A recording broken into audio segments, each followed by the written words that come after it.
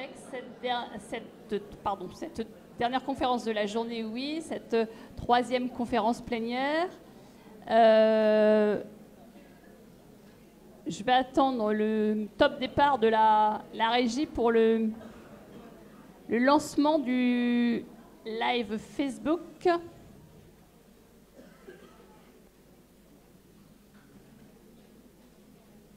J'attends le top départ, les garçons. Non, ça ne fonctionne pas.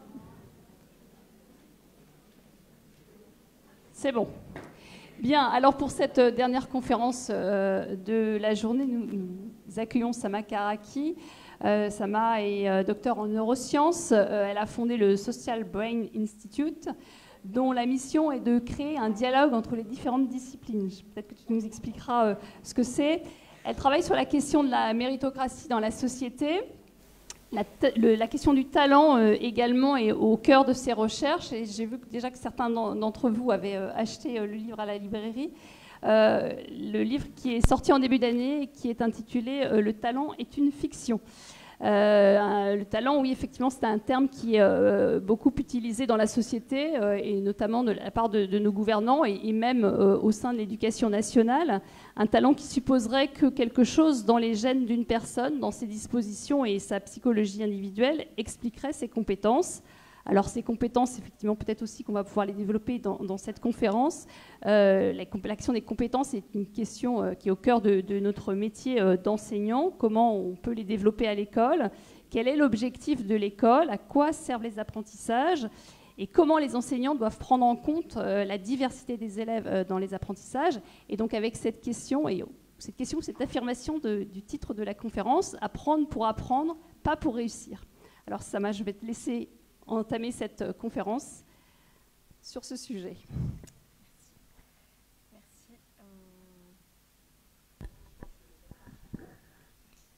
Bonsoir. Okay.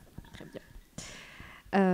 Oui, je vais commencer par vous remercier d'avoir préféré le sable qui ne colle pas à ce sujet épineux.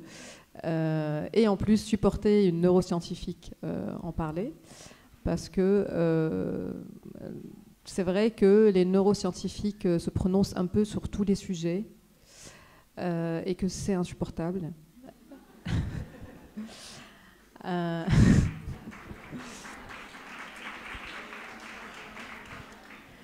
Et en fait, c'est vrai que les neurosciences, c'est l'étude des bases biologiques des comportements.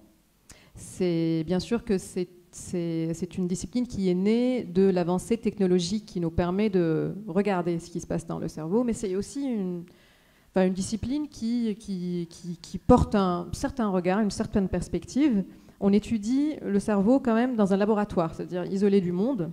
Ça ne ressemble absolument pas à la complexité de ce qui se passe dans la société, encore moins dans une salle de classe ou dans un foyer ou dans la rue. Et ce n'est pas un problème, hein. C'est un niveau d'étude. Par contre, le problème, c'est quand on prétend faire des ponts entre ce qu'on regarde dans un laboratoire et puis venir vous dire comment faire votre travail ou dire aux parents qu'il faut punir ou pas. Enfin voilà, c'est là où même prétendre aussi avoir des réponses à des questions de santé mentale, comme si les problèmes de santé mentale sont juste présents dans le cerveau, c'est-à-dire en fait en supposant que nous sommes des citadelles isolées du reste du monde. Et donc l'intérêt des neurosciences, c'est quand on discute entre disciplines, c'est-à-dire quand on voit quelles sont les questions qui peuvent circuler entre les disciplines. La question du talent, par exemple, c'est une notion qui met en exergue le besoin de croiser les regards. La question de la méritocratie aussi, c'est un sujet qui a été... Moi, je ne dis rien de plus de ce que les sociologues ont dit. Je dis, mais en fait, qu'est-ce qu'en tant qu'en biologiste, qu'est-ce qu'on peut, de cette perspective, qu'est-ce qu'on peut dire sur comment les inégalités sociales, par exemple, peuvent modifier ou affecter les capacités d'apprentissage. Et donc, voilà, c'est un rappel que moi, je me fais tout le temps pour ne pas que je dépasse la légitimité que je peux avoir. Parce que c'est vrai qu'on parle beaucoup de syndrome d'imposteur, mais on ne parle pas assez de cette surconfiance que nous pouvons avoir. Des fois, en fait, il faut qu'on qu'on se dise peut-être que je suis dans l'imposture, et c'est souvent le cas. Donc, du coup, les neurosciences, donc vous voyez, ça fait partie de plusieurs disciplines qui traitent un peu des mêmes questions. C'est-à-dire, par exemple, si je vous dis la question de l'intelligence, bon, elle est quand même réfléchie par toutes ces disciplines, et on appelle tout cela les sciences cognitives.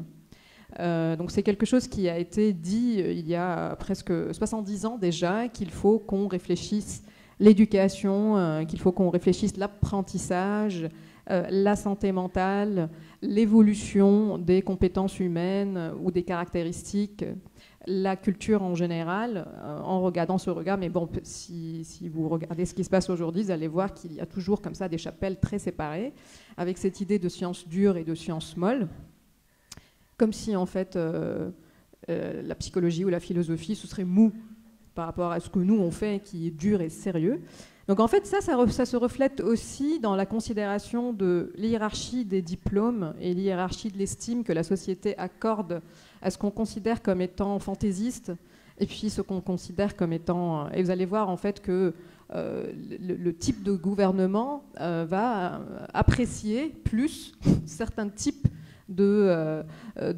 d'abord d'intelligence, on va y arriver, ensuite de spécialisation et bien sûr ensuite de métier.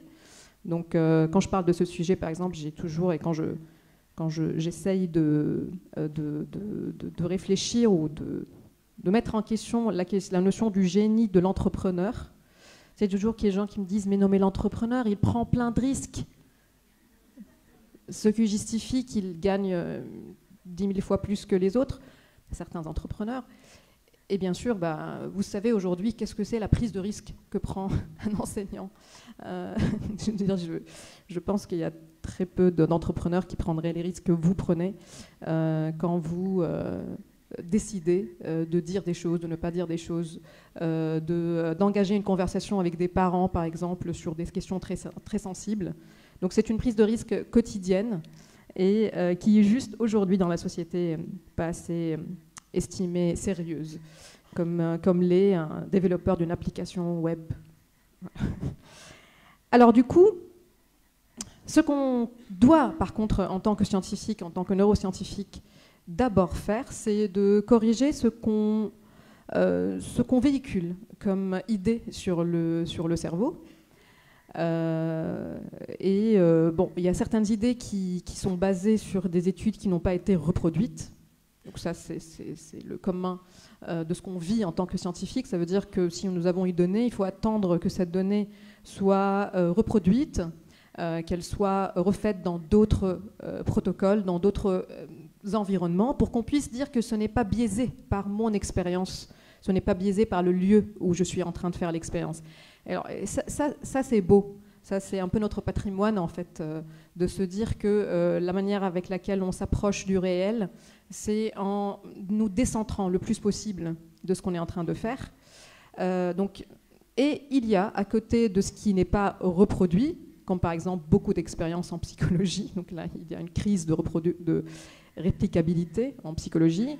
Alors, pas d'étonnement, parce que la psychologie, en grande majorité, elle est faite sur les 25% de l'espèce humaine, qui se trouve en Europe et en Nord-Amérique. Et puis, on n'en savait rien de est-ce que ce qu'on pense, par exemple, de la psychologie de développement, qui est née il y a à peu près 120 ans, est-ce que, en fait, tous les enfants humains, parlent à cet âge, marchent à cet âge, développent l'empathie à cet âge? Non, ça marche dans notre culture. Et du coup, aussi, la remise en question de la psychanalyse, dans ce sens aussi, il y a un gros biais culturel et géographique qui n'est pas vérifié. Donc voilà, point. Mais aussi, il y a des données qui n'ont jamais été dites et ils ont un pouvoir de circulation incroyable, comme cette idée que nous avons un cerveau latéralisé. Alors c'est sûr que nous avons 2 hémisphères, j'espère pour vous, mais ils font à peu près la même chose. Il n'y a pas, en tout cas, un côté créatif, pragmatique, et un autre côté qui serait plus matheux, n'est-ce pas, et plus pragmatique d'un côté, et je ne sais plus lequel. En tout cas, c'est faux. donc ça, c'est fait. Il n'y a pas de fondement scientifique à cette idée. Vous allez me dire, oui, mais bon, c'est quoi le problème de le croire? En fait, le problème, c'est de considérer que ce sont des traits qui sont présents chez certains et absents chez d'autres. Ça veut dire que nous serons, en fait, là, il y aura la moitié qui serait plutôt intuitive et l'autre qui serait non, moi, je suis plutôt pragmatique. En fait, non. Vous êtes tous et toutes là intuitifs.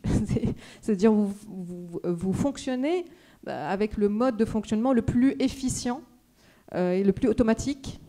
Et c'est très, très, très rare que vous soyez pragmatique. Là, par contre, de temps en temps, hein, si vous voulez, vous pouvez dire « je vais où là dans ma vie ?» Mais ça, c'est vraiment très rare.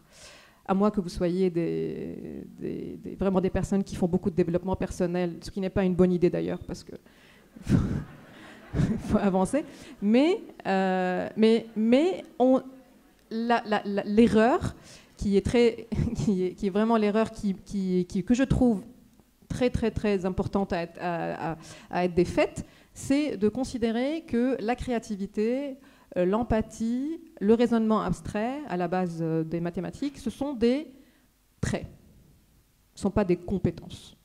Je veux dire que, voilà. Et en plus de cela, que vous ayez l'illusion que vous pouvez les déceler. Parce que c'est ça aussi l'autre conséquence, c'est de croire qu'ils sont fixes, et en plus de croire que nous pouvons objectivement les mesurer et les détecter. Et alors ça a été étudié dans les croyances chez les enseignants, surtout les enseignants qui sont dans les métiers d'incertitude comme l'art, en fait, qui vont considérer que alors moi je le vois ou je la vois, premier jour, je sais s'il y a du talent ou pas. Donc ça c'est vraiment très très présent, avec cette idée que déjà il y a quelque chose, et en plus j'arrive à le voir et à l'évaluer. Je pense que vous êtes tous et toutes familiers ici avec l'effet Pygmalion, avec toutes les critiques que nous pouvons avoir sur les études qui ont été menées. C'est un peu, des fois, c'est vrai, trop beau pour être vrai, mais vous êtes, je suppose, tous convaincus de l'influence du regard sur les capacités d'une personne. On va un peu creuser, du coup, qu'est-ce que les neurosciences peuvent amener à cette idée. Alors, je suis bavarde, il faut faire attention à ça. Alors, du coup, il y a d'autres fausses considérations qui ont accompagné cette question des compétences humaines. Donc, il faut savoir que il est clair que vous n'avez pas les mêmes compétences. Il est clair que quand vous êtes devant des enfants de 4, 5, 6, 7 ans, vous savez qu'ils n'ont pas les mêmes compétences. Et vous savez qu'il y en a qui apprennent plus vite, qu'il y en a qui ont plus d'aisance, qu'il y en a qui arrivent à se concentrer mieux, il y en a qui arrivent à ne pas se concentrer, mais qui apprennent quand même plus vite. Alors j'adore bon, déjà j'adore Albert Jacquard, comme ça tout court, mais j'adore une conversation qu'il a eue à l'époque où la télé mettait des interviews qui duraient 1 heure, 1 heure et demie. Je ne sais pas ce qui s'est passé. Et en fait, à un moment donné, la journaliste lui dit « Ok, vous dites que l'intelligence n'est pas quelque chose qui est fixe, vous dites que tout le monde est capable d'apprendre, mais quand même, il y a quand même des élèves qui apprennent plus vite. » Et lui, il répond « Oui, mais à quoi ça sert ?» Je le plante là, mais après on y reviendra, parce que c'est vrai, à quoi ça sert. Mais bon, la question, elle a toujours été posée pourquoi ? Parce qu'il fallait justifier qui accède aux positions de pouvoir. Alors, position de pouvoir, vous n'allez pas me dire nécessairement les positions d'être élu. Non, mais position de pouvoir, ça veut dire qui va être celui, qui ou celle, bon, à l'époque c'était celui, hein, parce qu'on est quand même au XVIIIe siècle, qui va avoir les décisions, qui va être à la direction de n'importe quel projet. Et donc, il fallait avoir cette caution scientifique qui vient justifier l'ordre de la société. Alors, il y a eu plusieurs tentatives pour démontrer, par exemple, que les hommes, surtout blancs, seraient naturellement, biologiquement supérieurs aux noirs, mais surtout aux femmes, et que c'est biologique. Donc après, alors bien sûr, si j'ai une conversation avec un scientifique de l'époque, ils vont dire « mais ça ne veut pas dire que les femmes sont inférieures ». C'est juste qu'elles sont complémentaires. C'est-à-dire qu'elles n'ont pas cette intelligence de prendre des décisions, de prendre des risques, voilà, mais elles peuvent organiser le foyer, le soin. Là, je suis en train de parler avec Voltaire, pour vous dire, parce qu'il était un fervent défenseur de cette complémentarité qui fait que les femmes ne sont pas assez rationnelles pour voter. Et bon, il y avait des scientifiques qui disaient attendez, parce que ça c'est quand même assez subjectif, on va développer des outils sérieux pour pouvoir quantifier l'intelligence. Alors, comme on ne peut pas accéder à l'intérieur du cerveau, on va mesurer la circonférence du crâne. Voilà. Ça, c'était des scientifiques très sérieux. Et donc, il s'est baladé avec un craniomètre, comme ça. Donc, il mesurait la circonférence des crânes. Et bien sûr, comme les hommes ont une taille supérieure, ils avaient donc une circonférence de crâne supérieure à celle des femmes. Et donc, ce qui justifiait qu'ils seraient plus intelligents. Alors, après, voilà. Donc, ça, c'est Gustave Le Bon qui dit chez les races les plus intelligentes, comme parmi les Parisiens, il existe un grand nombre de femmes dont les cerveaux sont plus petits, se rapprochant de ceux des gorilles, que des cerveaux masculins les plus développés. Ça, c'est du sérieux. Ça, c'était, par exemple, il aurait été un conseiller je sais pas, président du conseil scientifique.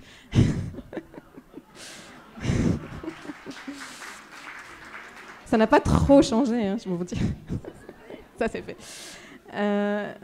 Alors, jusqu'à ce que cette dame, qui était dans l'équipe d'un des chercheurs qui étaient des craniomètres, s'amuse à mesurer la circonférence des crânes d'hommes très éminents de l'époque et qu'elle découvre qu'en fait, ils n'étaient pas si grands. Voilà. Et donc, d'un coup, comme ça, on a commencé à douter de cette technologie. Alors, j'appelle ça technologie parce que c'était un peu les dispositifs de l'époque, mais on est passé à autre chose au début du siècle dernier. Il y avait la phrénologie. Vous savez aussi ce qu'est la phrénologie. Donc, c'était OK, c'est pas la circonférence, c'est les bosses. Et voilà, donc il y aurait des bosses. Alors, il n'y avait pas que des bosses de l'intelligence, il y avait même des bosses de la gentillesse, des bosses de l'empathie. Alors là, vous rigolez, mais vous n'êtes pas très loin de l'idée du cerveau gauche, cerveau droit, hein, donc pour ceux qui y croient, hein, et des tests de personnalité aussi. Donc ça, c'est juste maintenant un peu plus sophistiqué. Comme ça aussi c'est dit. Et... parce que c'est pas non plus très, très loin d'aller poser 300 questions à quelqu'un et puis de donner une couleur ou un chiffre ou un acronyme pour dire qui on est et de quoi on est capable. Alors, heureusement, on est passé à autre chose. On est passé à la génétique et aux neurosciences. Mais voilà, ça n'a pas toujours avec cette obsession de quantifier l'intelligence et des individus, mais aussi des groupes. C'est là où ça devient dangereux, des groupes humains. Parce qu'en fait, comme on voit par exemple que oui, bien sûr que ce groupe, il est moins intelligent que l'autre, je me dis, est-ce que c'est biologique? C'est un peu ça la question, est-ce que c'est biologique? Et si c'est biologique, bon alors, soit on dit, on n'intervient pas dans ce que c'est la nature, soit on crée des environnements qui vont créer plus d'égalité des chances, n'est-ce pas? C'est un peu la question que se pose l'école. C'est est-ce qu'on laisse faire la nature ou est-ce qu'on neutralise cette inégalité naturelle, biologique. Alors, première réflexion qu'on peut avoir, c'est que l'intelligence n'est pas un trait qui est emballé, donc qui est présent sur... C'est pas par exemple comme le gène de la mucoviscidose. Hein, c'est quelque chose qui est très complexe, donc il ne peut pas être aussi héritable que votre taille. Parce que ce n'est pas juste une... C'est un peu, je donne cet exemple, que si par exemple la lumière ici, elle est causée par quoi? Elle est causée par l'interrupteur, ou elle est causée par le fil, ou elle est causée par le courant, ou elle est causée par la lumière de l'extérieur, ou elle est causée par la taille de la lampe. Il y a tout ça, n'est-ce pas? Par contre, il suffit que je détériore un de ces éléments pour que la lumière s'arrête. Alors, ce que nous, en tant que généticiens, pendant longtemps, on a fait cette erreur en disant « Ah, alors, l'interrupteur est coupé, elle est coupée, c'est l'interrupteur qui explique la lumière. » Vous voyez? Donc, en fait, mais c'est beaucoup plus complexe que ça. Vous pouvez dire ça de n'importe quelle relation entre un gène et un comportement. Ce qui détruit un système n'explique pas son fonctionnement. Alors, même Alfred Binet, hein, qui a développé le test du QI en 1904 pour savoir qui sont les enfants qui feront partie de vos classes, il ne disait pas qu'il était en train d'évaluer l'intelligence. C'est quelqu'un de très mesuré. Il voulait évaluer qui sont les enfants qui ne sont pas aptes à être autonomes pour vous écouter. pour écouter, voilà, pour être dans une salle de classe. Donc c'était ça son but. Il ne disait pas ce test mesure l'intelligence. Et encore à l'époque, il ne savait pas que l'intelligence pouvait évoluer dans la vie. Alors, si je dis que l'intelligence n'est pas quelque chose qui est aussi monolithique, il faut considérer cette partie de votre cerveau qui s'appelle le cortex préfrontal. Nous, on est l'espèce qui a le cortex préfrontal le plus développé que les chats, et aussi que les bébés, et aussi que les enfants que vous avez. Et en fait, c'est ça qui vous permet de rester là 1h30 à m'écouter. Donc ça, c'est... Les chats ne peuvent pas. Mon fils, je ne sais pas, s'il va tenir. Il a 7 ans. Donc, pourquoi ? Parce que cette partie, elle est très coûteuse en énergie. C'est pour ça que vous l'endormez quasiment la moitié de notre vie. C'est parce qu'elle dépense énormément d'énergie pour fonctionner, parce qu'elle fait des fonctions exécutives très sophistiquées, comme celle de maintenir l'attention, ce que vous espérez, n'est-ce pas ? Vous voulez que les élèves puissent développer leur capacité à maintenir l'attention. Mais aussi, vous voulez développer toutes ces fonctions exécutives qui sont... je vais citer quelques-unes. Par exemple, vous connaissez l'estimation cognitive et le raisonnement abstrait. Ce sont les fonctions cognitives qui sont entraînées par les mathématiques. Mais aussi par la poésie. Parce qu'il y a quand même aussi par l'apprentissage de langage. Donc ça, c'est aussi par rapport à cette latéralisation du cerveau, c'est les mêmes processus mentaux que vous utilisez pour faire des maths, c'est les mêmes processus mentaux que vous utilisez pour faire de l'art aussi, parce que ça demande aussi un raisonnement abstrait, de se projeter, d'imaginer, et ça demande de planifier, d'anticiper le produit de cet acte créatif. Donc il n'y a pas une partie du cerveau qui crée, une autre qui fait des maths, c'est les mêmes processus mentaux. Les mathématiques, c'est notre dispositif actuel pour entraîner le raisonnement abstrait. Alors, si vous êtes bon ou mauvais en maths, vous êtes bon ou mauvais dans ce dispositif-là. Ça ne veut pas dire que vous n'avez pas de raisonnement abstrait. C'est-à-dire qu'il y a un autre dispositif mieux adapté à votre développement ou à votre nature biologique, mais ça ne veut pas dire qu'il n'y a pas de personnes qui ne sont pas, capables de raisonnement abstrait. Par contre, voilà, ce dispositif ne correspond pas à tout le monde. Alors, il y a, vous voyez en haut, l'inhibition. Donc ça, c'est vraiment la fonction exécutive la plus coûteuse. C'est celle qui regarde le cerveau penser, en quelque sorte. Ça veut dire c'est la capacité à être autocritique de soi. Donc ce que Piaget considérait qu'elle était présente à partir de 7 ans, c'est pour ça qu'il appelait ça l'âge de la raison, et ce que de chercheurs français aujourd'hui considèrent, c'est le laboratoire français d'Olivier Houdet, si vous avez déjà, qui considère qu'en fait non, elle est entraînable, cette capacité à ralentir et regarder la pensée se former à partir de 4 ans. Donc ça c'est très très très sophistiqué, c'est cette partie-là qui par exemple permet dans un débat, dans un conflit presque, de s'arrêter et de se dire « Attends, peut-être que je suis en train de dire une connerie ». Donc, vous voyez à quel point c'est rare qu'on l'utilise. Justement, c'est très, très coûteux. Et après, elle est suivie de la flexibilité cognitive qui nous permet de changer d'avis, chose très élégante et aussi très rare. Alors, du coup, vous imaginez que l'apprentissage est difficile. Ce n'est pas quelque chose qui est évident pour le cerveau, parce que apprendre, c'est aller contre soi. Aller contre ce que j'ai comme automatisme et le corriger, le rectifier. Donc ce n'est pas efficient. Le cerveau, en fait, il se bat contre la... Donc en fait, il faut motiver. Je sais pas, motiver, il y a motivation. N'est-ce pas ? C'est-à-dire, il faut... Je disais le terme payer. Il y a des gens qui me disent arrête de dire payer la fonction exécutive. Mais vous comprenez, ça veut dire il faut en fait fuel. Okay. Fuel, c'est quoi, comment on traduit fuel ? Énergiser cette fonction exécutive coûteuse avec en fait, cet état de motivation qui vient accompagner l'effort, ce qu'on appelle finalement le goût de l'effort, n'est-ce pas ? Eh ben, c'est la curiosité. C'est-à-dire la curiosité, c'est la faim, c'est le sentiment de faim, d'appétit, qui est quand même une forme d'anxiété, qui est une forme d'effort, mais qui va venir accompagner ce processus pour le rendre agréable. Parce que bien sûr, sans apprentissage, on ne survivra pas en tant qu'espèce. On ne va pas explorer le monde et ça ne va pas trop durer, en quelque sorte. Et donc, si vous réfléchissez à tout ce qui est utile pour la survie, vous allez voir qu'il y a de l'effort, mais accompagné d'un plaisir. Déjà, la faim, elle est quand même une forme de plaisir. L'appétit a une forme de plaisir parce qu'il faut y aller. Il faut aller à la base chasser, et là on ne le fait pas.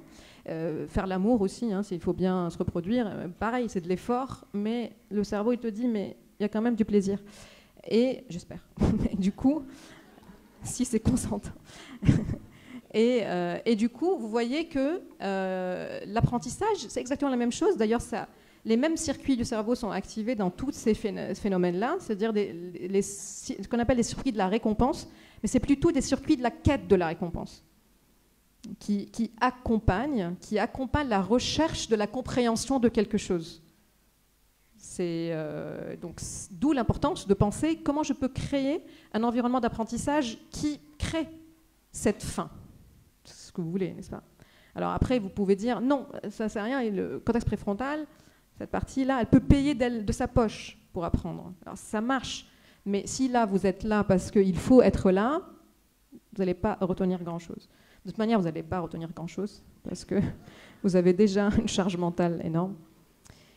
Deuxième élément, c'est que l'intelligence n'est pas fixe. Donc ça, c'est aussi une idée que, encore aujourd'hui, il y a des scientifiques qui disent « oui, le QI est quand même quasiment stable ». Pas du tout. Donc déjà, il y a cet effet qu'on appelle l'effet Flynn, je ne sais pas si vous êtes familier, où dans les années 90, il a regardé pendant 100 ans, toutes les décennies, l'humanité gagnait 3 points de QI. Et bien sûr, on n'a pas évolué génétiquement en 100 ans, donc ça veut dire que sur 100 ans, on a pris 30 points de QI. Vous savez, tous ceux qui disent l'intelligence en France diminue, ça va, je veux dire, ça fluctue un peu comme ça, mais vos enfants sont plus intelligents que vous. Pour la simple raison, c'est qu'ils ont plus accès au raisonnement abstrait. Et en fait, c'est ça qui est en train de se passer. Alors c'est une explication. Bien sûr, on regarde ce phénomène, on dit qu'est-ce qui peut expliquer qu'on a gagné 30 points de QI en 100 ans. C'est que le QI mesure quoi? C'est ça la question aussi. Il mesure certains processus cognitifs qui sont liés au raisonnement abstrait. Et donc si vous avez accès à un raisonnement abstrait, c'est qui peut d'ailleurs être un peu l'origine causale de ce phénomène de la quantité de livres dans un foyer peut conditionner l'intelligence, n'est-ce pas? Vous savez, c'est plein d'études qui disent voilà. Mais en fait, ça veut dire quoi les quantités de livres dans un foyer? La classe sociale, tout simplement. Et donc, si vous avez accès à un environnement qu'on appelle enrichi, ben vous avez plus d'abstraction, parce que vous avez plus de vocabulaire, vous avez plus d'imaginaire, vous avez plus d'histoires à raconter, ce qui peut expliquer cette hausse de cette forme d'intelligence. Hein, parce que rappelez que c'est une forme d'intelligence qui n'est pas, que vous d'ailleurs, vous évaluez. En grande majorité, l'école évalue cette même forme d'intelligence qui est raisonnement abstrait. Alors, d'autres études, là vous ne voyez pas tout ce qui est écrit, peut-être l'écran il est coupé, mais d'autres études, vous allez voir que si on regarde en fait l'évolution politique, historique de certains pays, vous allez voir qu'elle a été accompagnée par une hausse de QI.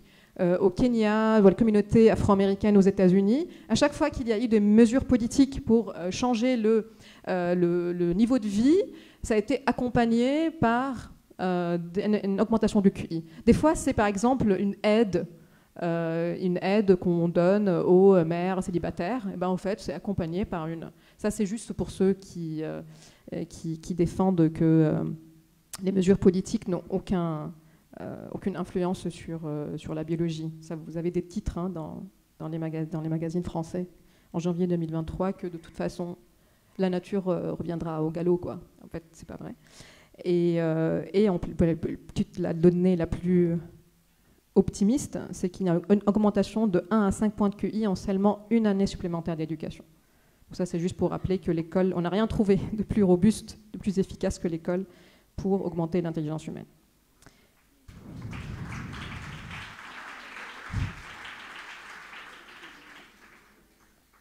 Alors là, vous voyez une vidéo d'une cellule nerveuse, ça veut dire un neurone, qui est en train d'automatiser, c'est-à-dire il est en train d'apprendre. Donc ça, c'est accéléré de à peu près 20 jours. Et qui, en fait, vous voyez comment, d'abord, c'est tout étiolé, et après, il se connecte. Il ne se multiplie pas, mais il se connecte. C'est des connexions. En fait, c'est ça qu'on fait sens du monde. On crée des liens. Alors ça, vous pouvez peut-être le rapporter à tout ce qui est théorie constructiviste et tout ça, mais en fait, c'est vraiment... il n'y a pas besoin de plus de matière, il y a besoin plus de trouver de liens entre les différentes représentations du monde, et c'est ça l'apprentissage, c'est ça qui rend ce neurone plus câblé et donc plus rapide dans le transfert de l'information. C'est pour ça qu'on dit automatisation, parce que c'est tellement rapide que c'est plus rapide que la prise de conscience. Donc c'est d'ailleurs comme ça que vous formez la majorité de votre pensée, elle est automatique. La manière avec laquelle je suis en train d'utiliser le langage maintenant, c'est automatique. Après, voilà, vous marchez et bien sûr, vous jugez. Ça, c'est ce qui est le plus... l'empathie, elle est automatique. Le jugement, les stéréotypes, les discriminations, tout ça, c'est automatique aussi. C'est pour ça que c'est pas une question de sensibilisation. Voilà, ça sert à rien de savoir parce que c'est très rapide pour qu'on puisse se rendre compte de la formation. C'est ce que d'ailleurs, tout à l'heure, je parlais de l'inhibition, c'est l'inhibition de ça. Ça veut dire, je sais qu'intuitivement, j'ai envie de dire ça, j'ai envie de faire ça, mais est-ce que si je regarde ma pensée, je ferai autre chose? Donc c'est une fonction d'arbitre qui pas très répandue. Troisième raison pour questionner l'acharnement des scientifiques à mesurer l'intelligence, à l'évaluer d'une manière très individuelle, c'est que c'est une affaire historique et culturelle. Ça veut dire ce qu'on considère à un moment donné comme étant l'intelligence. Si par exemple aujourd'hui, si je demande pour vous c'est quoi les génies, si je demande à des jeunes, ils vont me dire Elon Musk. D'autres vont dire Lionel Messi. Après tu vas prenez Lionel Messi et mettez-le à la Renaissance à Florence. Ou l'inverse. Mais en fait, ce n'est pas un problème. Ça ne veut pas dire que cette forme d'intelligence, quand j'ai sorti le livre, je n'ai pas parlé de Mbappé, mais bon, les journalistes veulent bien que ça clique et donc mettre Mbappé dans les titres. Et à côté de Mozart, il y avait des gens qui commentaient, mais comment osez-vous comparer Mbappé à Mozart? Ben oui, c'est quoi le... Pourquoi Mozart serait plus brillant que Mbappé? Aucune idée en fait. Aucune idée de la complexité en fait, le cerveau, c'est ça les fonctions exécutives que je vous ai montrées. Donc imaginez quand même organiser un jeu, je ne sais pas ce que fait Mbappé, mais ça peut être aussi complexe, mais c'est juste, encore une fois, l'hiérarchie de ce qu'on considère historiquement, culturellement, comme étant valorisé. On ne va pas remettre en question, mais il y a cette façon très condescendante des fois de considérer, oui, de toute façon, pourquoi vous demandez à telle personne de donner son avis? Ben oui, mais bon. Ouais. Il n'y a pas de hiérarchie de processus mentaux, mais il y a des produits différents que nous valorisons. Donc en fait, finalement, le beau, c'est un attribut, le créatif, c'est un attribut, et l'intelligent, c'est un attribut, qui est à la fois culturel et à la fois géographique aussi, parce que d'autres cultures vont considérer, par exemple, que la capacité à collaborer, c'est ce qui rend les enfants considérés comme étant intelligents. Donc si vous réussissez bien à l'école, bon, c'est bien, mais si vous n'arrivez pas à collaborer, à résoudre les problèmes de la communauté, vous n'êtes pas considérés les plus intelligents et intelligents. Aucun jugement, mais juste rappeler toujours cette diversité de ce qu'on considère. Alors, on en a parlé un tout petit peu, mais je redis que cette façon automatique de penser comparée à la façon pragmatique, qui est du coup très coûteuse et donc très peu utilisée, rationnelle, on les appelle système 1, système 2. Alors ça, c'est qui les appelle? C'est le prix Nobel de l'économie qui s'appelle Daniel Kahneman qui a utilisé cette appellation pour dire que nous avons deux systèmes de pensée. Un système rapide, automatique, intuitif, tout ce que vous voulez, avec lequel vous respirez, mais avec lequel aussi vous faites beaucoup de choses dans votre vie. Et puis le système 2, analytique, qui lui, il est vraiment très très rarement sollicité. En tout cas, il est sollicité des fois après le système 1 pour venir rationaliser. Vous voyez, si vous fumez, vous savez très bien qu'il ne faut pas le faire. Mais si je vous demande pourquoi vous fumez, ou si vous allez me demander pourquoi tu vas fumer après ça, je vais vous dire, oui, de toute façon, je ne porte plus de paquets. Je vais rationaliser pour que je puisse être d'accord avec moi-même. Donc en fait, ça c'est le système 2. Il ne faut vraiment pas du tout surévaluer cette question de la volonté, la question de libre arbitre, parce que il serait là. Il serait dans la capacité de donc c'est intéressant du coup de rappeler du coup que la liberté, c'est d'aller contre soi. Ce serait ça vraiment, d'aller contre l'automatisme et pas de faire ce que ton automatisme te dit. C'est quand même pas mal aussi de rappeler cette nuance-là. Parce que dire non mais je suis libre, je fais ce que je veux. Non, du coup tu n'es pas libre du tout. Parce que s'il faut faire ce que je veux, ce serait faire l'automatisme. Et donc c'est pour ça aussi que la liberté, c'est vraiment le fondement de la société, parce que c'est justement parce qu'on est libre qu'on arrive à compromettre. Dit comme ça paraît compliqué, mais vous voyez un peu. Et Olivier Houdet, que vous connaissez, lui, il parle d'un système 3. Il dit ça suffit des Américains qui nous apprennent tout, moi je vais rajouter un système. Et ce système 3, il va arbitrer entre les deux. Vous voyez, ça veut dire que c'est celui qui va dire est-ce que je laisse faire l'automatisme ou est-ce que je ralentis? Et donc c'est un système qui est nécessaire d'une manière presque intuitive. Vous allez dire, c'est un système lent. C'est un ralentissement en fait de la pensée. Alors, du coup, ça remet en question toute l'évaluation scolaire. Juste ça. Parce que du coup, si on évalue la réponse, la bonne réponse, on n'en sait rien de ce qui s'est passé au niveau du système 3. Et si la bonne réponse elle est donnée très rapidement, il n'y a pas eu de système 3.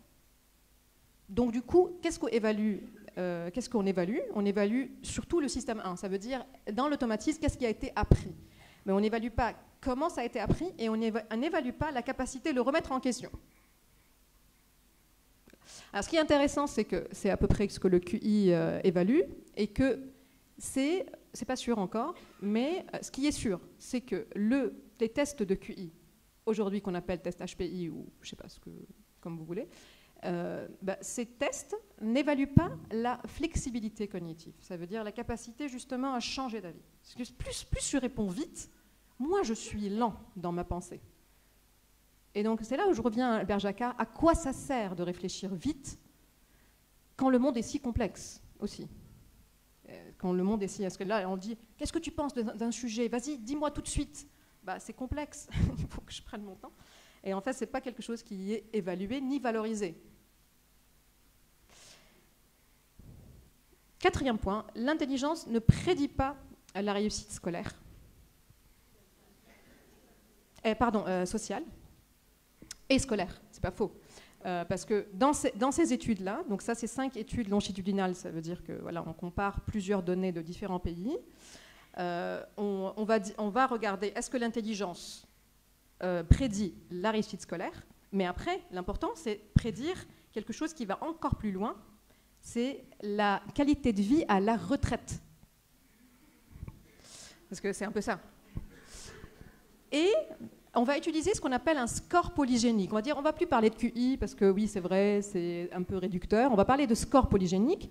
Alors, pour vous dire, c'est une signature. Cela, c'est dit, c'est une signature sur le génome qui est polygénique, qui n'est pas monogénique. C'est-à-dire, on dit aussi, on va plus tomber dans ce piège de considérer qu'il y a le gène de l'intelligence. À chaque fois, ça foire. À chaque fois, on dit, c'était pas ça, c'était ça. Alors, on va prendre une signature polygénique et qui est associée à l'intelligence, et on va regarder si cette signature prédit la réussite sociale. Okay? Parce que si c'est le cas, ça veut dire, si les riches réussissent, c'est qu'ils sont naturellement plus intelligents, n'est-ce pas?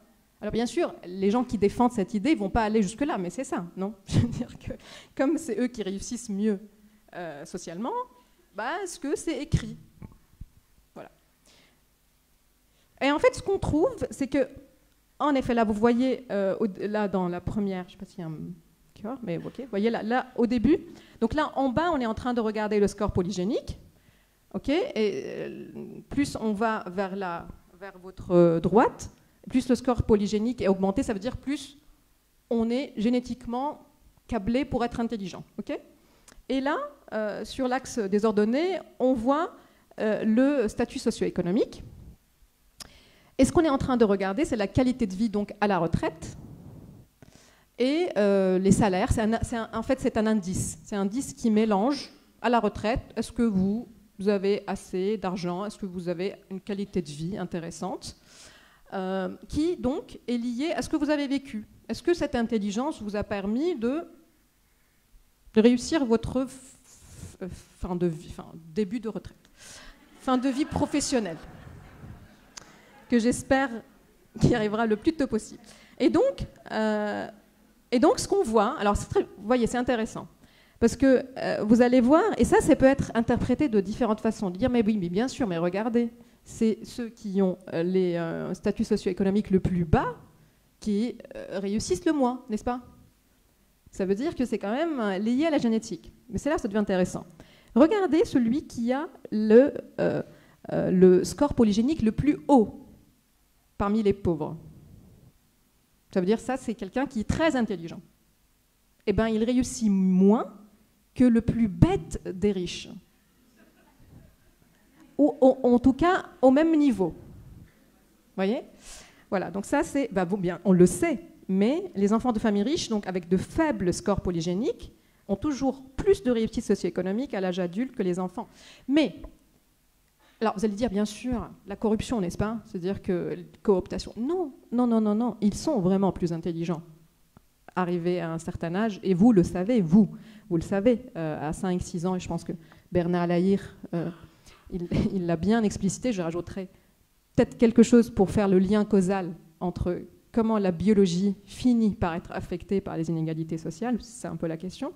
C'est-à-dire, qu'est-ce qui explique? Est-ce que c'est parce que papa va appeler son pote qui va nous donner un stage? Oui, peut-être. Mais même s'il ne le fait pas, même s'il est super intègre, je vais quand même mieux réussir parce que j'aurai les compétences, j'aurai mieux exercé ces fonctions exécutives.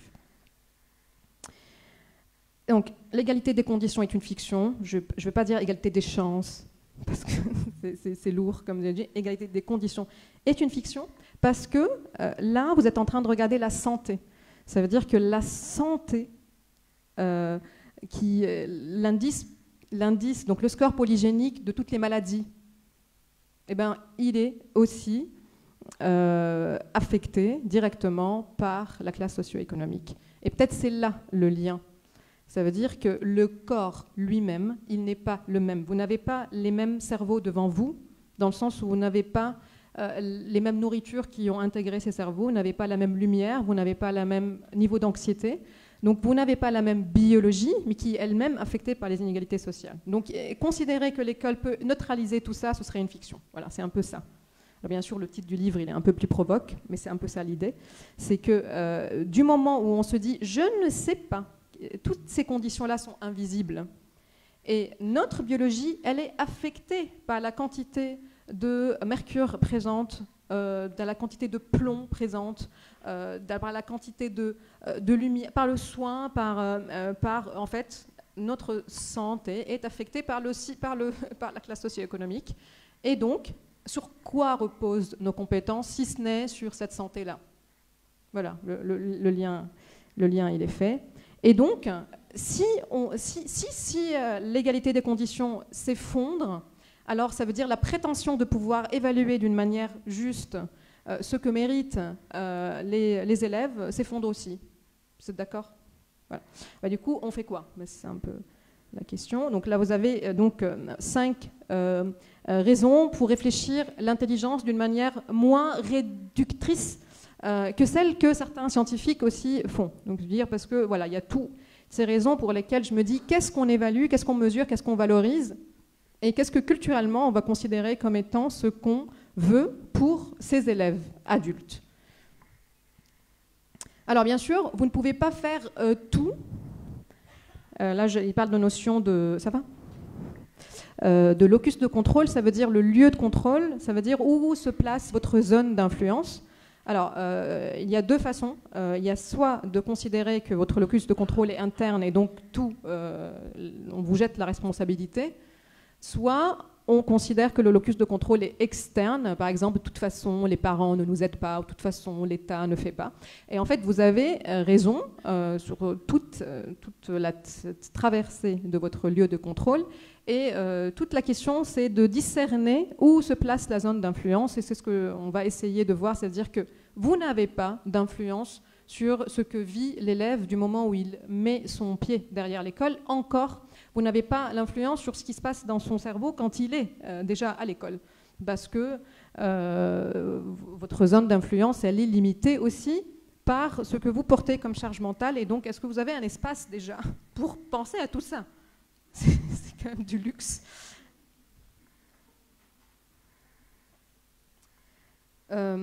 Et il faut penser aussi que les parents non plus. Donc, il ne se passe. Alors, du coup, oui, vous ne pouvez pas forcer l'apprentissage. Vous ne pouvez pas, par exemple, par dire il faut que tu te sauves, l'école va te sauver. Tu vois, ça ne marche pas. Parce que je ne peux pas décider. Bien sûr, il y a des transclasses qui disent oui, un jour, un prof m'a regardé dans les yeux, m'a dit toi, tu es capable. Et j'y ai cru. Et ça, on ne pourra pas savoir si ça s'est arrivé ou pas, comme Steve Jobs dans son garage. Bon, et ça fait des histoires qui sont jolies, mais ce n'est pas comme ça que ça se passe dans la réalité de la biologie du cerveau. On va prendre un cas d'étude qui est lié au genre, si ça vous va, et qui est un paradoxe. Donc on n'a pas vraiment d'interprétation claire là-dessus, donc on va réfléchir ensemble. Alors, vous savez, pour celles qui donnent des cours les premières leçons de mathématiques, il n'y a pas de différence entre les filles et les garçons, n'est-ce pas? Dans les aptitudes aux mathématiques. Et ça, c'est vraiment presque universel. Il n'y a pas de différence dans les aptitudes des filles et des garçons au niveau des matières scientifiques. Vous allez dire, oui, bien sûr, c'est évident, mais ça ne l'était pas il y a 40 ans. C'est vraiment pas vieux, 40 ans. C'est-à-dire qu'en années 70, déjà, les femmes n'allaient pas à HEC. Et par contre, il y a ce qu'on appelle l'écart homme-femme dans les milieux scientifiques au niveau des spécialisations. Donc, en fait, ils arrivent à la fin de l'école et il n'y en a pas qui vont dans les métiers qui sont liés aux sciences. Et ça, c'est le même profil pour tout ce qui est maths. Okay, donc sciences, maths. Alors vous pouvez ajouter technologie, donc sciences, technologie, ingénierie et maths, on appelle STEM. Et même s'ajoute le A de art, STEAM. Vous allez me dire, oui, mais il y a plein de femmes qui vont dans l'art. Oui, mais il y a très peu de femmes qui dirigent des opéras. Bien sûr, donc dès qu'il y a du pouvoir, il se passe quelque chose. Il se passe quelque chose qui peut être, en plus, analysé que, donc, il y a des barrières, n'est-ce pas, des barrières structurelles qui vont limiter l'accès des femmes au métier, n'est-ce pas? On va dire, oui, c'est vrai que si on regarde cette très belle étude qui montre que plus il y a d'égalité des genres dans les pays, moins il y a une différence dans l'anxiété exprimée par les femmes envers les métiers. Je dis, bah, ok, en fait, du coup, plus on a une égalité de genre, et d'ailleurs, il y en a une qui est sortie en 2023 qui montre que plus vous avez une égalité des genres dans des pays, moins il y a des différences dans l'orientation spatiale des femmes et des hommes. Parce que là, c'est espoir. Ça veut dire qu'en fait, c'est lié peut-être à quoi on joue quand on est enfant aussi. Donc, peut-être. Et donc là, pour le moment, tout va bien, n'est-ce pas? Il n'y a pas de paradoxe. Hop, paradoxe. Alors, du coup, vous dites, OK, donc la première barrière pour apprendre, pour faire, c'est qu'il faut pouvoir. Ça, on est d'accord. Avant de vouloir, il faut pouvoir. OK. Mais bon, là, l'écart le plus grand, ça veut dire le nombre de femmes, le minimum, comment dire, il y a dans les pays les plus égalitaires le plus petit nombre de femmes qui sont engagées dans les métiers STEAM. C'est bon? Je l'ai dit, c'est clair? C'est-à-dire, plus vous avez une égalité de genre, et plus l'écart est grand. Voilà, paradoxe. 5 minutes. Non, on va réfléchir ensemble.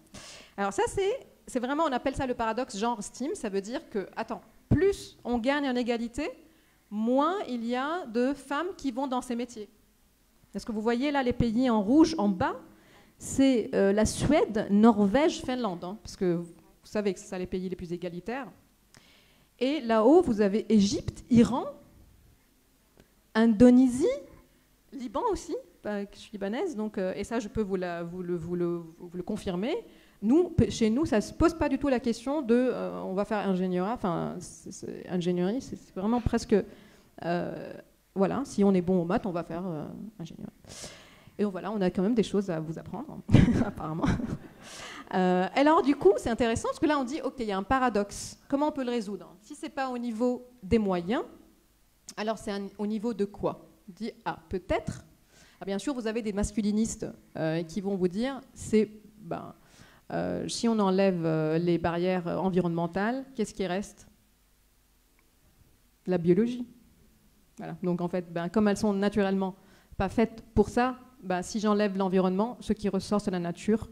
Un peu comme si vous donnez du soleil aux plantes, elles vont toutes bien pousser. Voilà, donc c'est l'argument. Et puis il y a d'autres qui disent attends, est-ce que peut-être il y a quelque chose au niveau des croyances?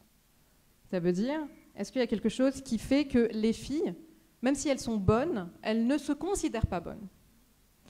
Et là, ça vous concerne directement, parce qu'un peu l'âge dans lequel vous intervenez auprès des cerveaux des filles et des garçons, vous allez voir que la considération que portent les filles et les garçons envers leur brillance, alors à 5 ans, ils vont ils vont avoir la même considération. À 6 ans, les filles commencent à se voir moins brillantes et plus gentilles. Et ça continue. Donc il se passe quelque chose à cet âge, entre 5 et 6.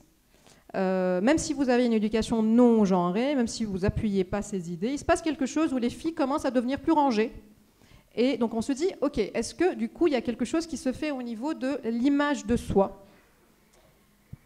Alors, qui crée une impuissance acquise, ça veut dire de considérer, on ne va pas rentrer dans le détail de cette, mais ça veut dire de considérer de toute façon je ne suis pas faite pour ça.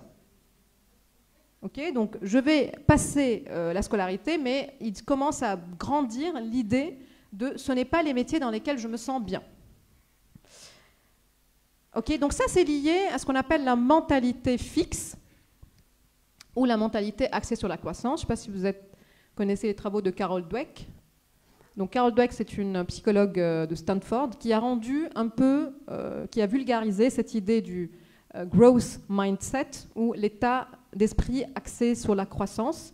On adore ça en ce moment dans le gouvernement, dans la question de... Parce que ça veut dire qu'on a un levier sur les croyances. Alors c'est quoi la mentalité axée sur la croissance? C'est de considérer que l'intelligence n'est pas un trait fixe comme la couleur des yeux, mais c'est un muscle. Ça veut dire que tu ne peux pas être fait pour quelque chose, tu n'es pas intelligent à un point, à un niveau, que ça évolue. Alors, Carol Dweck, elle n'a rien fait de nouveau. Vous allez dire, oui, bien sûr, mais ça fait longtemps qu'on pense ça en éducation. Il y a beaucoup de chercheurs en éducation qui avaient déjà dit ça, mais elle a fait quelque chose qui est encore, moi je trouve ça un peu suspicieux, trop beau pour être vrai, mais en tout cas, elle a montré que quand elle questionne pour savoir est-ce que les élèves pensent avoir un trait fixe d'intelligence ou un trait mouvant, elle va voir que cet état d'esprit va faire qu'ils auraient moins ou plus de résultats. Ça veut dire la mentalité que je porte sur l'intelligence affecte mes résultats. Alors si je dois réfléchir, qu'est-ce qui se passe? Et elle l'a fait.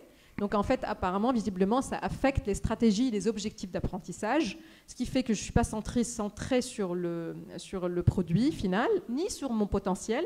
Je ne pense pas est-ce que je suis bon ou pas en quelque chose, et je ne pense pas si je vais réussir ou pas. Je vais penser à qu'est-ce que je suis en train d'apprendre. Et donc je suis dans le processus d'apprentissage. Voilà, on a fait le titre. Parce que voilà, j'avais oublié qu'on avait décidé ça, je me suis dit qu'il faut bien que je le case. Et donc, on apprend pour apprendre et pas pour réussir. Voilà, donc ça c'est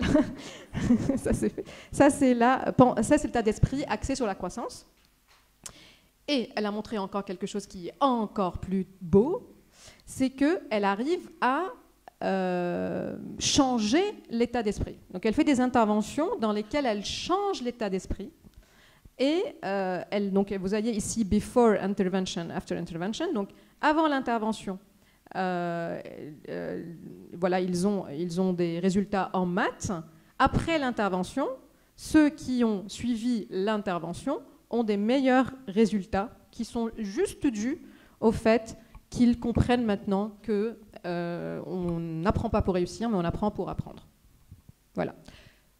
Je suis d'accord, c'est trop beau pour être vrai, mais c'est quand même un terrain parce que, en effet, alors je ne veux pas dire que quand on apprend pour apprendre et pas pour réussir, ça ne va pas changer notre objectif, notre stratégie et finalement notre performance. Ce que je trouve trop beau pour être vrai, c'est cette intervention qui est faite en 15 heures dans lesquelles on vient parler ça se trouve, c'est vrai, mais en tout cas, on a du mal à la répliquer. Alors du coup, ok, donc je peux, mais il faut encore que je crois que je peux. Ou à la limite, mieux, que je n'y pense pas. Ça veut dire que ce n'est pas une question de est-ce que je crois que je peux ou pas. Je ne me pose pas la question parce que ce n'est pas le sujet. Ok ?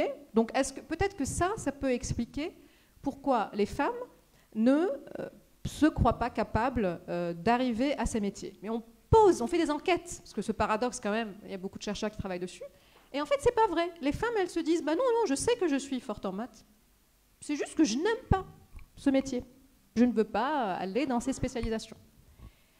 Et on enquête même sur les croyances des profs. Les profs nous disent, c'est pas vrai, dans les pays égalitaires, je vous dis, non, je ne crois pas que les garçons sont meilleurs que les filles, on ne projette pas ce regard.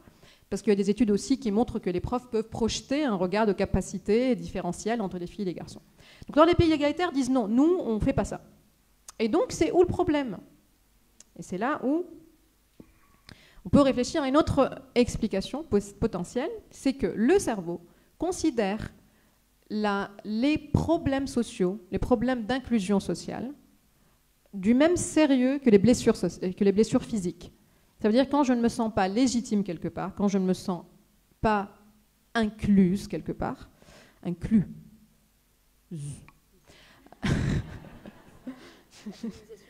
Oui. Ou que je me sens rejetée, encore pire, eh ben je souffre à un niveau que si je donne à une personne qui se fait rejeter socialement du paracétamol, la douleur elle est réduite. Donc c'est vraiment le niveau, je pense que tous intuitivement, vous savez que les douleurs psychologiques produisent des effets physiques, en fait, parce que le cerveau ne fait pas de différence entre une attaque physique et une attaque psychologique. Et donc, alors, ça veut dire quoi? Ça veut dire que quand je ne me sens pas légitime quelque part, je ne suis pas bien. Pourquoi y aller?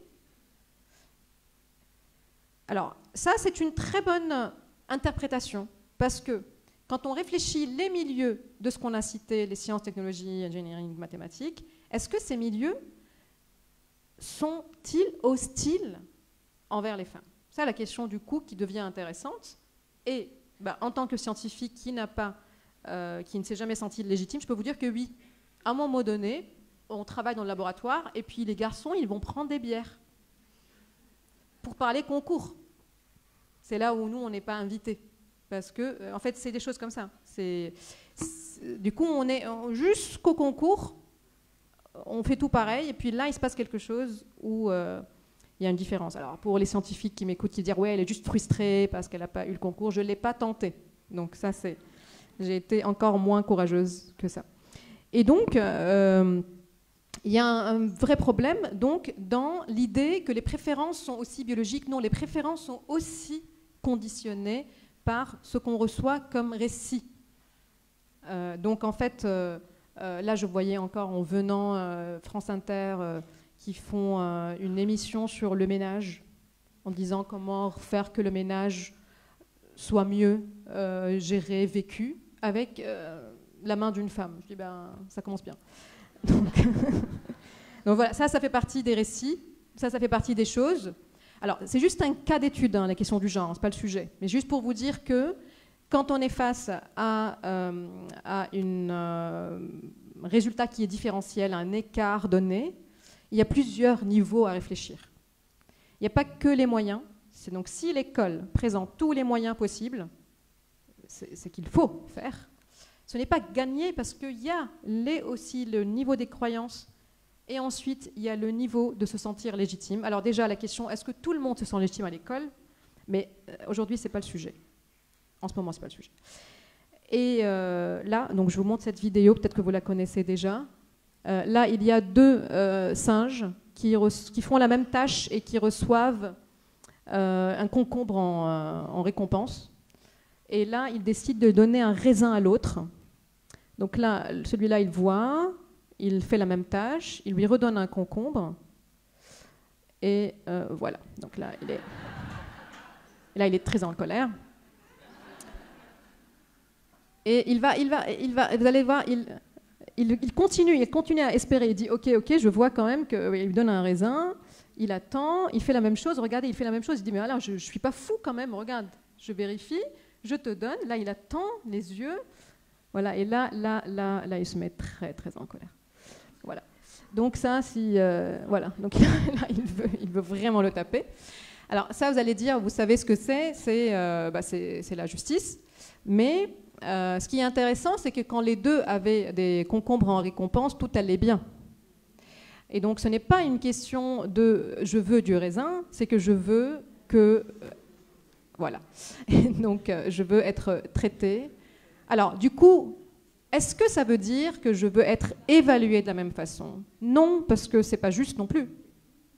L'évaluation, c'est un retour sur investissement. C'est un indicateur, c'est une information. L'évaluation, c'est une information, pas sur est-ce que tu es capable ou pas de résoudre ce problème, mais aussi sur est-ce que c'est le bon dispositif pour toi. Du coup, l'évaluation, elle évalue à la fois le niveau de compétence de l'apprenant, mais aussi la cohérence entre le niveau de développement, la compétence et le dispositif choisi. Ça veut dire l'évaluation vous concerne aussi. Et une mauvaise évaluation est aussi, par contre, ce n'est pas vous la responsabilité, mais le dispositif scolaire, en tout cas. Et là, ce que je veux, moi je ne veux pas parler du coup de donner la même note à tout le monde, absolument pas, ni de laisser tomber l'évaluation. Par contre, ce qui est inégalitaire, c'est l'hiérarchie de l'estime, qui peut-être n'est pas donnée par vous. Alors, c'est sûr qu'il y a des enfants que vous trouvez plus mignons. C'est humain qu'il y a des enfants qui vous rappellent vos enfants, et qu'il y a des enfants que vous trouvez plus sages, que les enfants peuvent trouver malins, coquins, enfin tout voilà. Et donc, voilà, c'est votre automatisme aussi d'avoir des préférences pour certains enfants que d'autres. Ce qu'il faut savoir, c'est là où il faut faire preuve de pensée contre soi pour ne pas créer une hiérarchie au niveau de l'estime. Alors, de toute façon, ça ne sert à rien parce que la société s'en occupe très bien. Ça veut dire qu'on est tous et toutes dans une anxiété de performance et dans une anxiété de compétition sociale. Et donc, ça, voilà, ça c'est la seule façon d'y arriver, c'est de vraiment ne pas se soucier de cette compétition, mais ça veut dire qu'on ne va jamais nous organiser pour changer les choses. Donc, d'où le danger de développement personnel. Alors, du coup, non, parce que plus on va bien et moins on veut s'organiser. Voilà. Plus on est en colère, c'est un peu aussi que les gens passés militants sont en colère, mais justement, parce que c'est important de garder cette émotion pour s'organiser. Donc, je ne veux pas, je veux, c'est les motivations. Moi, je ne vais pas dire les motivations, je vais dire déjà de ne pas menacer les besoins psychologiques. Parce que vous n'avez pas jusqu'à aller jusqu'à la motivation, déjà ne pas menacer le sentiment d'inclusion et le sentiment de statut social. Ça veut dire ne pas réveiller ces deux besoins psychologiques d'être estimé pour sa valeur humaine et ni positivement ou négativement. Hein. Ça veut dire ne pas dire t'es brillant, t'es trop chou, tout ça. Tout ça, c'est pas bon parce que c'est ce que montre Carol Dweck, que l'évaluation de la personne, c'est une évaluation du statut qui va renforcer l'état d'esprit fixe. Il faut toujours évaluer le processus. Ça veut dire que si un enfant fait quelque chose de gentil, il ne faut pas lui dire « tu es gentil », mais il faut lui dire « tu viens de faire quelque chose de gentil ». C'est une nuance, hein, mais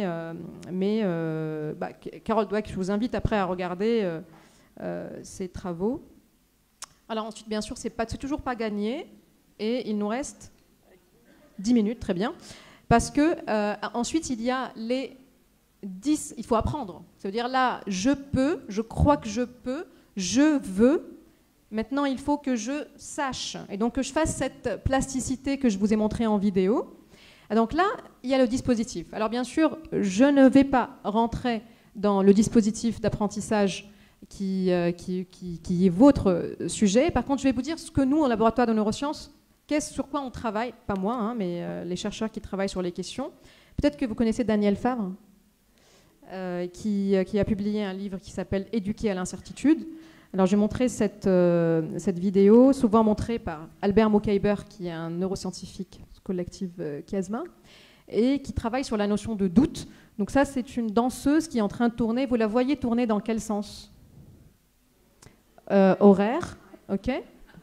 Voilà, il y a d'autres. Qui la trouve tourner dans le sens de l'aiguille d'une montre?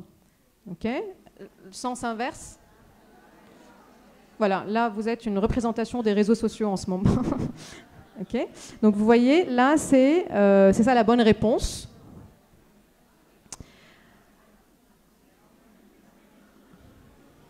Voilà. Et non, c'est ça la bonne réponse.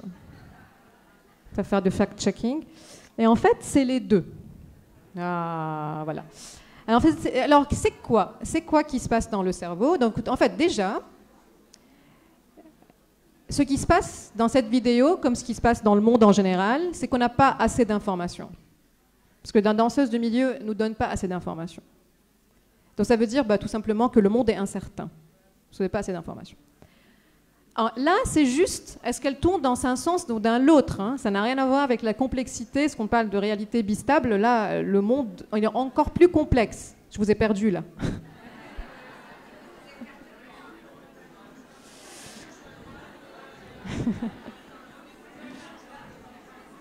Chacun essaie de voir. Oui. Alors, du coup, qu'est-ce qui se passe? Ce qui se passe, c'est que votre cerveau n'aime pas le vide. Donc, quand vous n'avez pas assez d'informations, il ne va pas simplement vous dire « Attends, peut-être qu'on n'a pas assez d'informations ».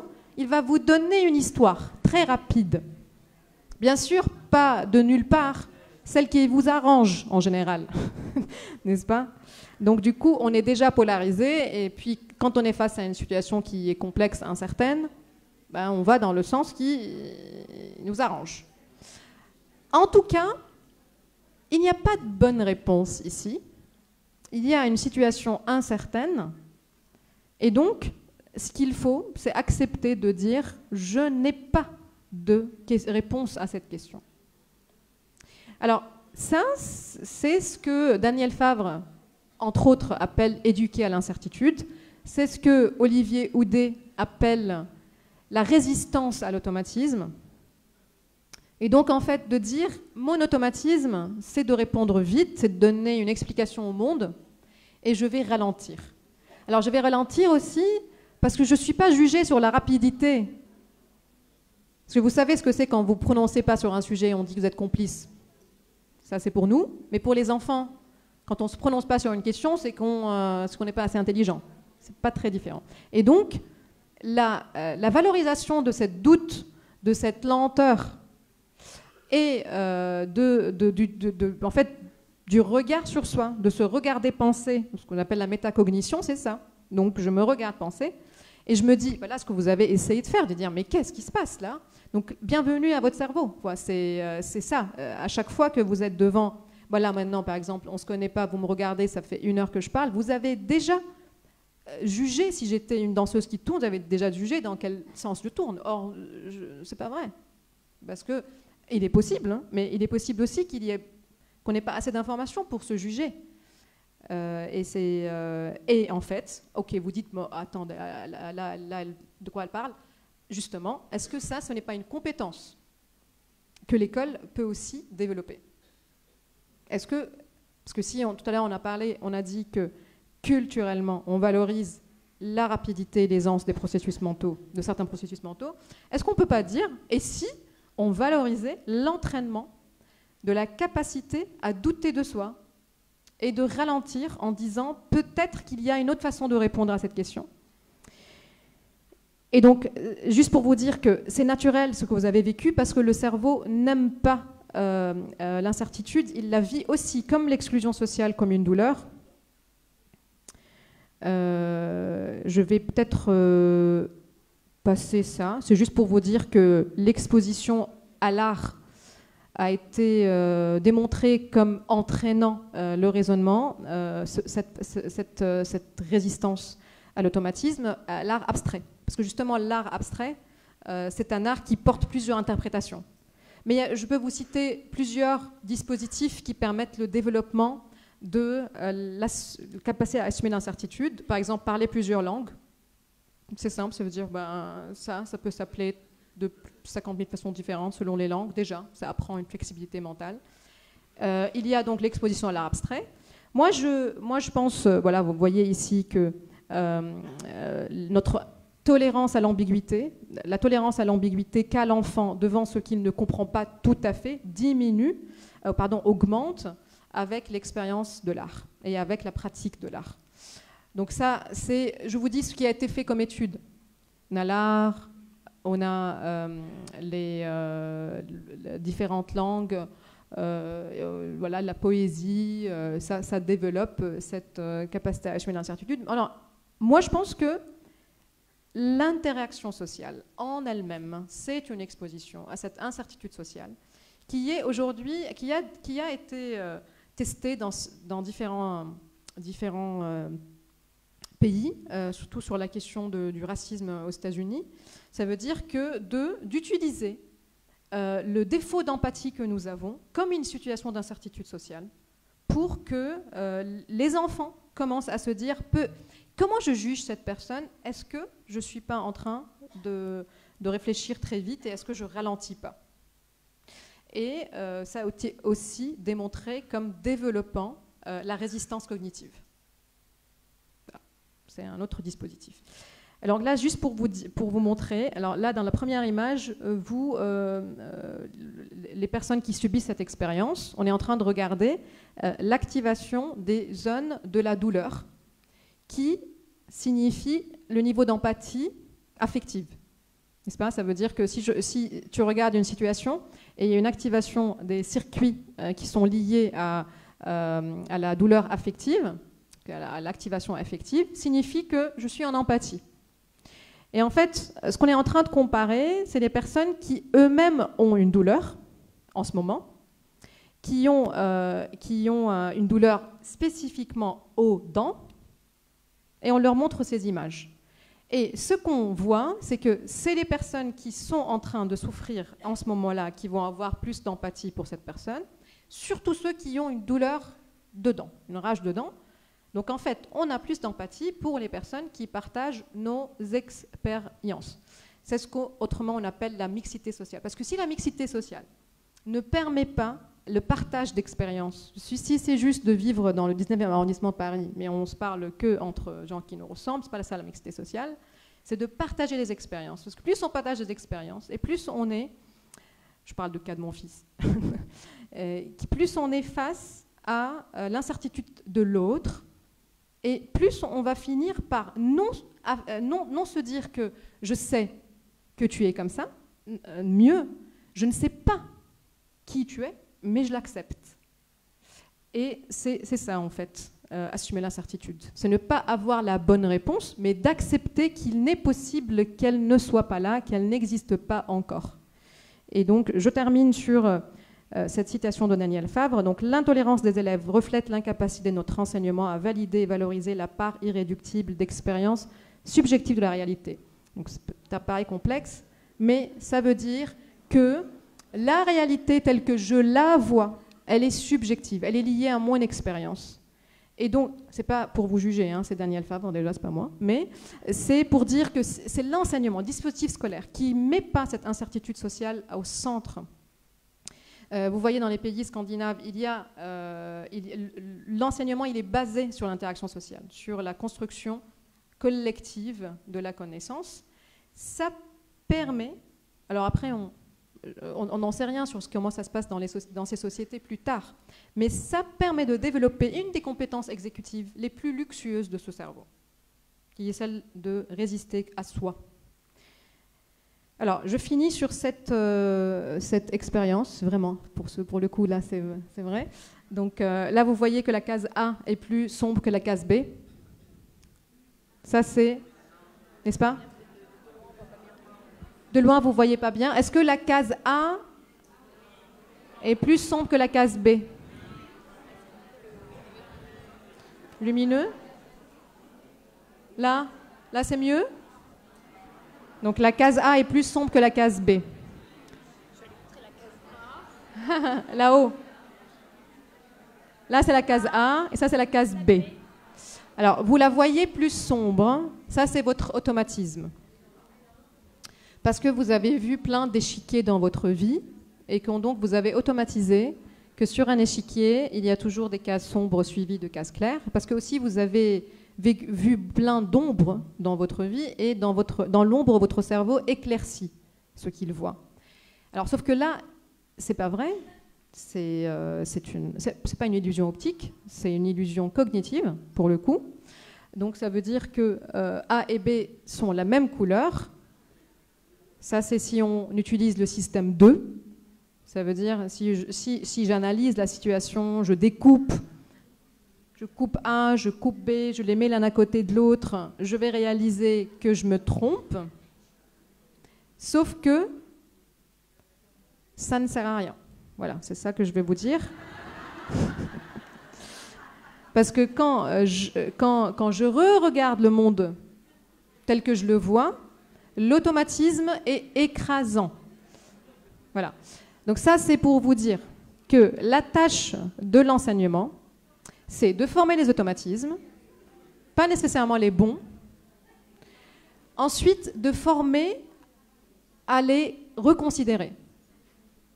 En fait, c'est ça qui doit être ajouté dans la mission de l'école, de dire que ce que tu apprends est tellement écrasant sur ce qui peut être le réel que tu peux passer ta vie convaincu que A est plus sombre que B, simplement parce que tu l'as appris comme ça. Alors qu'en fait, du coup, là, je vous dis que le savoir ne change pas la façon avec laquelle vous voyez le monde. Alors, vous partez du coup avec quoi? C'est juste que je ne vois pas le monde tel qu'il est. Et donc, en fait, qu'on se trompe probablement beaucoup plus qu'on a raison. Voilà, je termine là-dessus.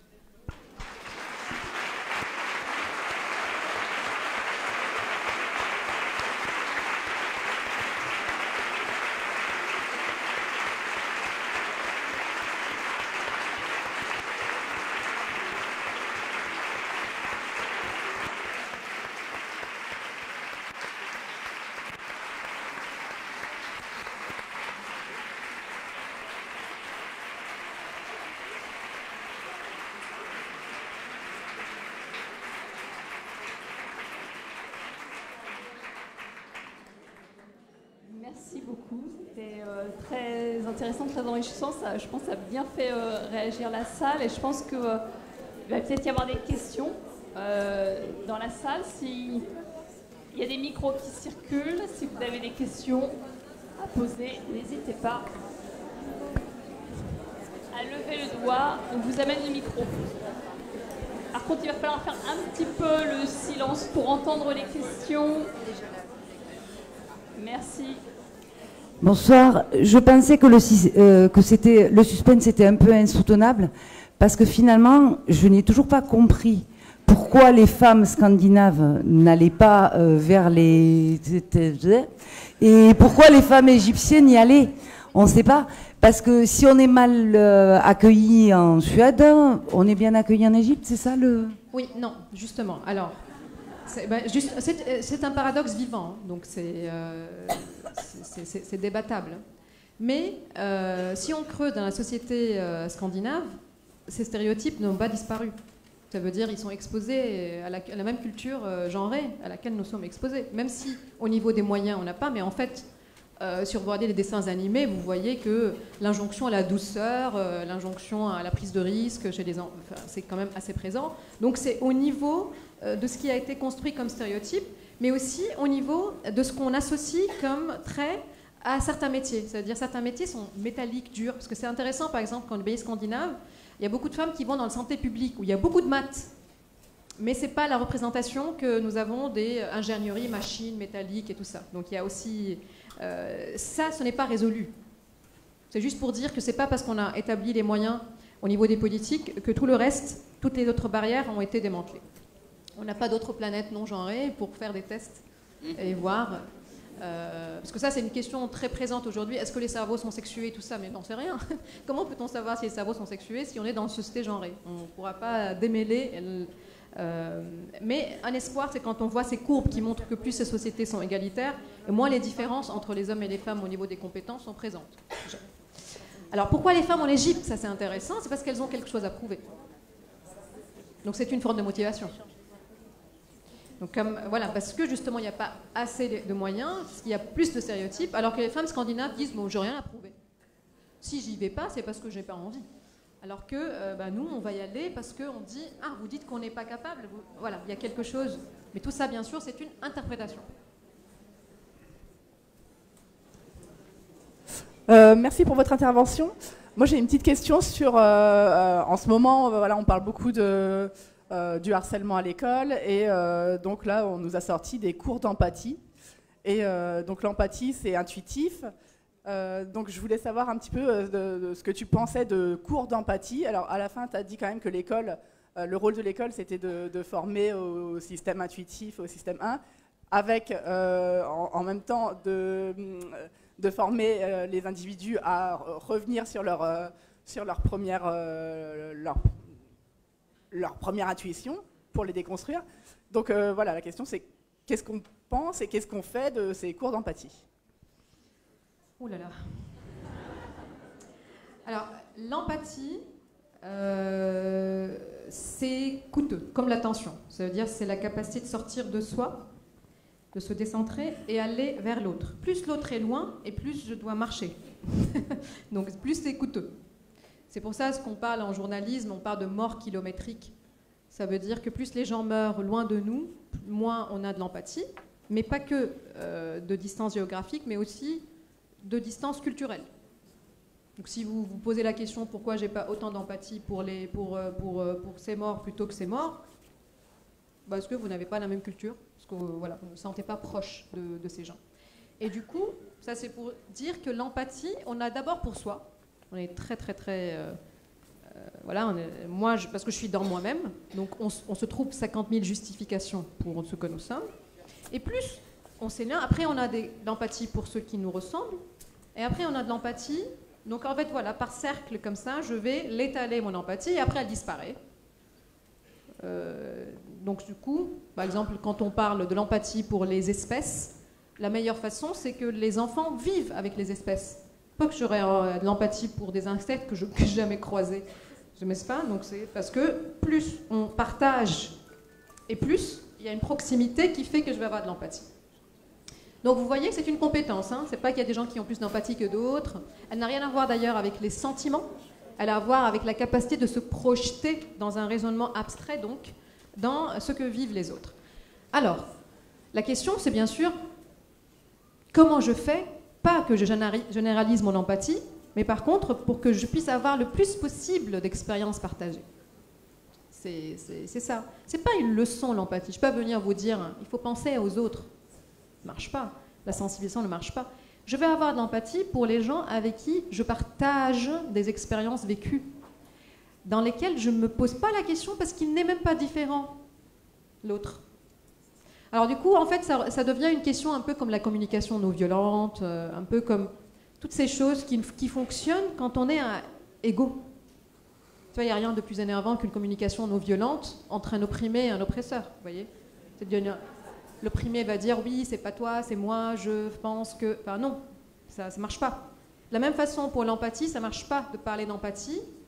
Ça marche entre frères et sœurs. Bien, tu as vu ta sœur, elle est plus petite que toi, tu te rappelles quand toi tu étais petit, voilà, oui. Mais quand on est très différents, si je n'ai pas automatiquement justement un affect positif, ça va plus être du compromis que de l'empathie. Ça veut dire c'est un peu comme quand on a fait dans la société, on s'est dit on se tue pas, mais on n'a pas dit c'est pas gentil, n'est-ce pas? On a dit si tu fais ça tu vas en prison, n'est-ce pas? Ben voilà, c'est ça. Ben, du coup à l'école, c'est soit vraiment avoir une école dans laquelle il y a une vraie mixité sociale, soit on fait les règles de bienséance. Donc on respecte les autres, ont des croyances différentes parce que voilà, c'est l'un ou l'autre. Mais en fait, naturellement, quand on est fatigué, on n'a pas d'empathie, parce que c'est vraiment quelque chose qui est énergétiquement très... faut réduire cette dépense énergétique en rendant les expériences partagées le plus souvent présentes. Et on est dans un pays dans lequel il est possible d'avoir des expériences partagées, mais voilà, l'école, la mission de l'école de mixité sociale, c'est la meilleure réponse, le meilleur entraînement à la considération de l'autre comme étant proche de moi.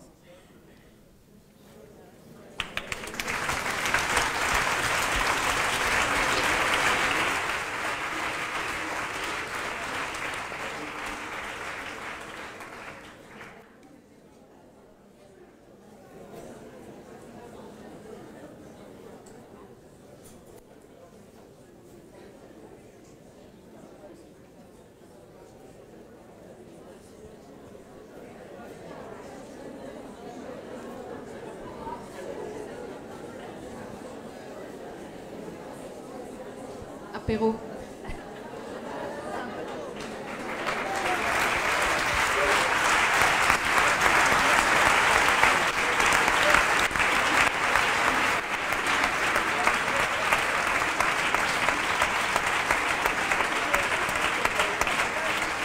Effectivement, je pense